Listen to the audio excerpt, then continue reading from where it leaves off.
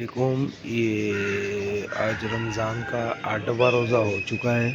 ہم نے رمضان سے پہلے بھی اس گلی کی کمپلین ڈال چکے تھے۔ اب اس گلی کی حالت دیکھیں، نمازی آتے ہیں جاتے ہیں۔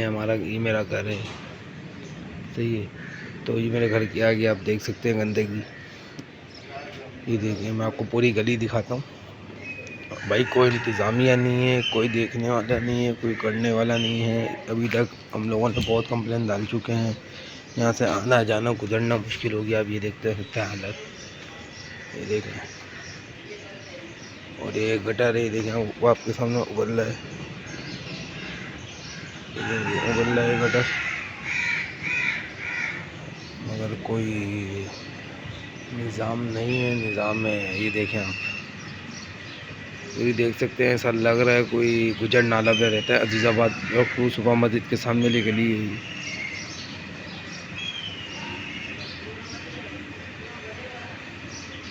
یہ دیکھ سکتے ہیں پوری آپ گلی کی حالت۔